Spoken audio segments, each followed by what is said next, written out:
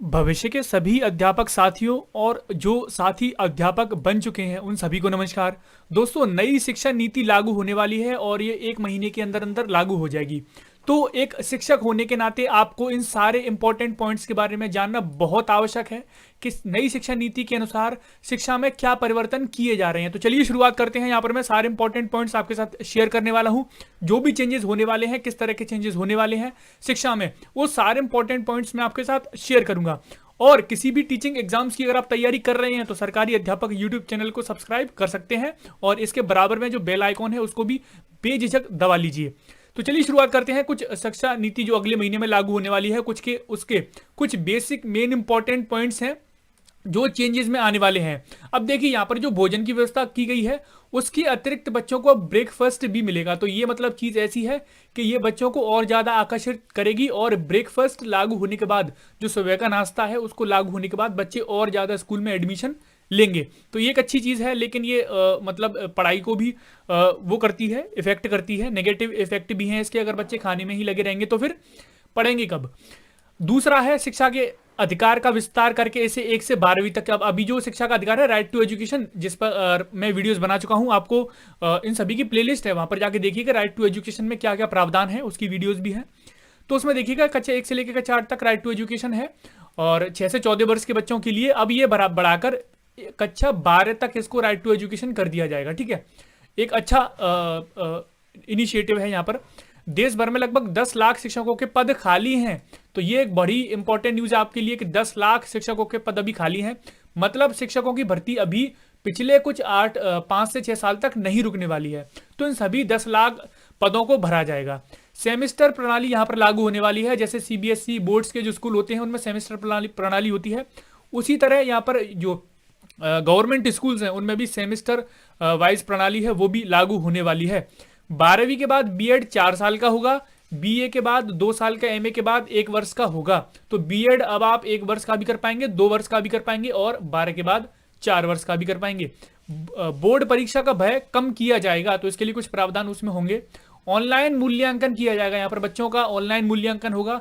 तो अगर आप कंप्यूटर, लैपटॉप या फिर मोबाइल से यूज टू नहीं है तो उसको चलाइए, उसको सीखिए, ऑनलाइन चीज़ों को समझिए। टीचर नियुक्तियों के साक्षात्कार अवश्य लिए जाएंगे। तो यहाँ पर यह बात जाहिर कर दी गई है इसमें कि जो भी शिक्षक भर्ती होगी उसमें आपका इंटरव्यू अवश्य लिया जाएगा। उसमें आपकी स्किल्स को जरूर देखा जाएगा कि आप किस तरह का पढ़ाते हैं। तो इंटरव्यू के लिए भी आप तैयारी रखिए और इसके लिए आप प्रैक्टिस भी करते रहिए। आप इसमें प्रैक्टिस करते हैं, जैसे आपने ट्रेनिंग की होगी तो वहाँ पर प्रैक्टिस की होगी, इसके अलावा और प्रैक्टिस करते रहिए। अपनी जो टीचिंग स्किल्स हैं, पढ़ाने की जो स्किल्स हैं, उनको बढ़ाते रहिए। ठीक है, प्रमोशन में भी विभागीय परीक्षा होगी। अब प्रमोशन ऐसे नहीं हो जाएगा, उसमें अब परीक्षा होने वाली है। तो परीक्षा के अनुसार ही आपका प्रमोशन होगा। गांव में जो शिक्षक तैनात होंगे उनको विशेष भत्ता यहाँ पर दिया जाएगा। काफ़ी सारे लोग हैं जो गांव में तैनात होते हैं, कुछ शहर में होते हैं। तो शहरी इलाकों वाले और गांव के इलाकों वालों को सेम समान वेतन होता है, लेकिन यहाँ पर कुछ विशेष भत्तों का प्रावधान कर दिया गया है नई शिक्षा नीति में, उन सभी शिक्षकों के लिए जो गाँव में तैनात होंगे।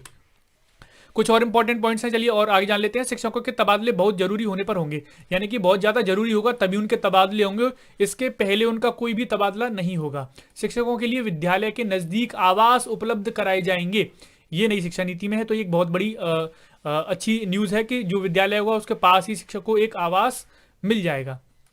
पूरे देश में समान पाठ्यक्रम होगा। यहाँ पर ये नहीं है कि किसी राज्य में कोई दूसरा पाठ्यक्रम चल रहा है, किसी राज्य में कोई दूसरा।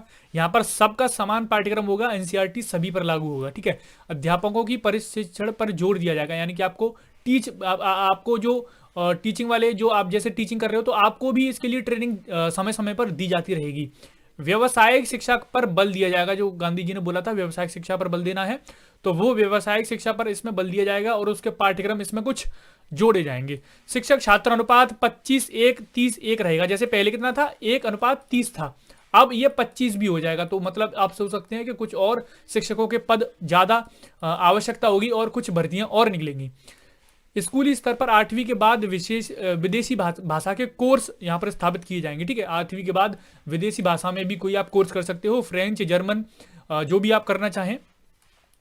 निजी स्कूलों पर पहले से ज़्यादा नियंत्रण रखा जाएगा। जो प्राइवेट स्कूल्स होते हैं उन पर ज़्यादा नियंत्रण कर रखा जाएगा, ज़्यादा कंट्रोल करेगी सरकार, ऐसा शिक्षा नीति में बोला गया है।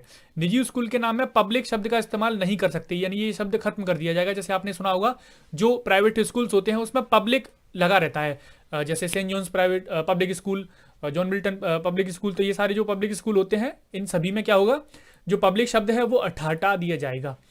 अध्यापक पात्रता परीक्षा जो टीईटी परीक्षा है उसके बिना निजी स्कूलों में नियुक्ति नहीं हो सकेगी। तो एक बहुत बड़ी न्यूज़ है, आप टीईटी की परीक्षा पास करके निजी स्कूलों में भी नियुक्ति पा सकते हैं। शिक्षा मित्र पैरामिलिट्री, देखिए बहुत बड़ा इंपॉर्टेंट पॉइंट है यहाँ पर, जो गेस्ट टीचर ही की नियुक्तियां हैं वो बंद हो जाएंगी, कोई भी शिक्षा मित्र की नियुक्ति नहीं होगी। गेस्ट टीचर जो भी होते हैं, गेस्ट टीचर्स के लिए इंटरव्यू कंडक्ट होते रहते हैं, तो वो भी बंद हो जाएंगे। जैसे अभी फिलहाल केवीएस में इंटरव्यू चल रहे हैं गेस्ट टीचर्स के, तो वो सारे बंद होने वाले हैं। गैर शैक्षणिक कार्यों से शिक्षकों को मुक्ति मिल जाएगी। तो एक बहुत बड़ी इंपॉर्टेंट न्यूज़ है कि जो भी गैर शिक्षण कार्य होते हैं, जैसे बीएलओ के कार्यों में लगे रहते हैं, जनगणना के कार्यों में लगे रहते हैं, तो इन सभी कार्यों से शिक्षकों को मुक्ति मिलने वाली है। स्कूल प्रबंधन समिति, जो स्कूल प्रबंधन समिति बनाई जाती है अब निजी स्कूलों में भी गठित की जाएगी, जो प्राइवेट स्कूल्स हैं उनमें भी ये गठित की जाएगी। और इसके बारे में पहले बता चुका हूँ आरटीई में, वो भी आप पढ़ लीजिएगा। राष्ट्रीय शिक्षा आयोग की स्थापना की गई, एक राष्ट्रीय शिक्षा आयोग अलग से बनाया जाएगा। तो एक बहुत बड़ा अच्छा इनिशिएटिव है सरकार का। यहाँ पर शिक्षा को अनिवार्य और 100% साक्षरता दर हासिल करने का लक्ष्य यहाँ पर रखा जाएगा। तो देखिए लक्ष्य तो रखा जाएगा, लेकिन देखने वाली बात ये होगी कि जो लक्ष्य है वो पूरा हो पाता है या फिर नहीं हो पाता है, क्योंकि 100% साक्षरता दर इम्पॉसिबल है लगभग अभी इंडिया में। ठीक है, कुछ और ऐसे इंपॉर्टेंट पॉइंट्स यहाँ पर और मिले हैं, उनको भी डिस्कस कर लेते हैं। ये कुछ और बड़े पॉइंट्स हैं, जैसे SSRA यानी कि स्टेट स्कूल रेगुलेटरी अथॉरिटी बनेगी, जिसमें चीफ शिक्षा विभाग से जुड़े होंगे। ये एक अथॉरिटी बनाई जाएगी। इसके अलावा 4 साल का इंटीग्रेटेड बीएड होगा, 2 साल का बीएड होगा और 1 साल का बीएड कोर्स चलेगा। तो ये मैं पहले ही डिस्कस कर चुका हूँ, ये बड़े पॉइंट्स में शामिल है।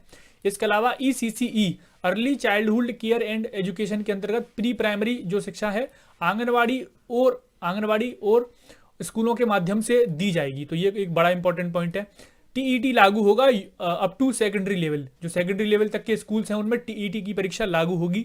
टीईटी की परीक्षा के बाद ही आप शिक्षक बन पाएंगे। शिक्षकों को गैर शैक्षणिक कार्यों से हटाया जाएगा। जैसे मैंने अभी बताया आपको, चुनाव ड्यूटी लगेगी केवल, यहाँ पर जो आपकी ड्यूटी लगने वाली है वो केवल चुनावों में लगेगी। इसके अलावा बीएलओ की जो ड्यूटी है उससे शिक्षक हटा दिए जाएंगे। MDM से भी शिक्षक हटेंगे। MDM जो भी इसमें संलग्न रहते हैं शिक्षक, उनको पता होगा। स्कूलों में SDMC के साथ SCMC यानी कि स्कूल कॉम्प्लेक्स मैनेजमेंट कमेटी बनाई। तो कुछ कमेटियों के नाम हैं स्कूल कॉम्प्लेक्स जो नियुक्ति में डेमो स्किल टेस्ट और इंटरव्यू भी शामिल होंगे। अब देखिए इसमें डेमो टेस्ट होगा, स्किल टेस्ट होगा, इंटरव्यू होगा, तो इन सारी चीज़ों से आपको गुजरना पड़ेगा टेट की परीक्षा पास करने के बाद भी। तो तब आप एक शिक्षक बन पाएंगे। और वो न्यूज़ भी सही थी कि मतलब शिक्षक बनना एक IAS बनने तक के बराबर हो गया है यहाँ पर इंडिया में। ठीक है, नई ट्रांसफ़र पॉलिसी आएगी, यानी कि जिस तरह से वो ट्रांसफ़र होते हैं लोग, ट्रांसफ़र पॉलिसी आएगी जिसमें ट्रांसफ़र लगभग बंद हो जाएंगे और ट्रांसफ़र से पदोन्नति पर ही होंगे। पद की उन्नति होगी तभी ट्रांसफ़र होगा, और आपका जो ट्रांसफ़र है वो एकदम से बंद कर दिया जाएगा। तो मतलब पहले ही बहुत सोच समझ कर कहीं पर पोस्टिंग लीजिएगा। ठीक है, ग्रामीण इलाकों में स्टाफ क्वार्टर बनाए जाएंगे केंद्रीय विद्यालयों की तर्ज पर। जैसे KVS जो होते हैं उनमें क्वार्टर्स होते हैं, इसी की तर्ज पर जो गांव होते हैं उसमें भी स्टाफ के क्वार्टर्स बनाए जाएंगे, जिसमें स्टाफ है, जिसमें टीचर्स है, रह पाएंगे। तो याद रखिएगा, RTE को कक्षा 12 तक या 18 वर्ष की आयु तक लागू किया जाएगा। तो पहले क्या था, 14 वर्ष तक था केवल। अब जो RTE है वो कब तक लागू होगा, 18 वर्ष तक। और 18 वर्ष के को तक लागू होने के साथ ही ये 12 यानी कि 12th क्लास तक लागू हो जाएगा। चलिए कुछ और छोटे से इंपॉर्टेंट पॉइंट्स हैं कि मिड डे मील के साथ हेल्थी ब्रेकफास्ट दिया जाएगा, ये बड़े पॉइंट्स में शामिल है। 3 लैंग्वेज बेस्ड स्कूली शिक्षा दी जाएगी, जैसे एक हिंदी हो गया, एक इंग्लिश हो गया और एक क्षेत्रीय भाषा वहाँ की जो है। फॉरेन लैंग्वेज कोर्स भी शुरू होंगे जो कक्षा 8 के बाद आप कर सकते हैं। विज्ञान और गणित को बढ़ावा दिया जाएगा। हर सेकेंडरी स्कूल में साइंस और मैथ के विषय अनिवार्य होंगे। तो एक साइंटिफिक अप्रोच है सरकार की ओर से, जो कि साइंस और मैथ्स को जो विषय हैं उनको बढ़ावा देगी। स्थानीय भाषा में शिक्षा का माध्यम होगी। ठीक है, और शिक्षा किस में दी जाएगी, स्थानीय भाषा, जो बच्चे की स्थानीय भाषा है केवल उसी में शिक्षा दी जाएगी। NCERT पूरे देश में नोडल एजेंसी होगी। अब कोई भी SCERT वगैरह जो राज्यों की जो भी संस्थाएं हैं वो सारी बंद हो जाएंगी और केवल एनसीईआरटी चलेगी एज ए नोडल एजेंसी पूरे देश में। स्कूलों में राजनीति और सरकार का हस्तक्षेप लगभग समाप्त हो जाएगा। तो मतलब ऐसा बोला गया है कि राजनीति का और सरकार का हस्तक्षेप समाप्त होगा, लेकिन ये इम्पॉसिबल है, ठीक है, क्योंकि जो बड़े बड़े नेता होते हैं, सरकार होती है, उसी के सारे पर सारी बातें होती हैं। अगर सरकार चाहे तो विद्यालयों का कायाकल्प भी एक रात में कर सकती है। जैसे ट्रंप जी के आने पर उन्होंने ये जो जिस जिस जगह पर वो आए थे उस जगह का काया पलट हो गया था। तो उसी तरह सरकार भी कर सकती है, लेकिन करना नहीं चाहती है। क्रेडिट बेस्ड सिस्टम होगा जिसमें कॉलेज बदलना आसान सरल होगा, बीच में कोई भी कॉलेज बदला जा सकता है। मतलब ये क्रेडिट बेस्ड सिस्टम पर ही केवल जो कॉलेज वो है आप बदल सकते हैं, ठीक है, ट्रांसफर नहीं, वो ट्रांसफर वाली चीज़ अलग है, ये कॉलेज बदल सकते हैं आप केवल। तो दोस्तों ये कुछ इंपॉर्टेंट पॉइंट्स थे नई शिक्षा नीति जो कि एक महीने में ही लागू होने वाली है। उससे रिलेटेड अगर आप एक शिक्षक हैं तो ये सारे पॉइंट्स को आपको जानना बेहद आवश्यक है। उम्मीद करता हूं कि काफी कुछ यहां से आपको सीखने को मिला होगा। इस वीडियो को लाइक करें, शेयर करें, पहली बार है तो चैनल को सब्सक्राइब कर लें। धन्यवाद।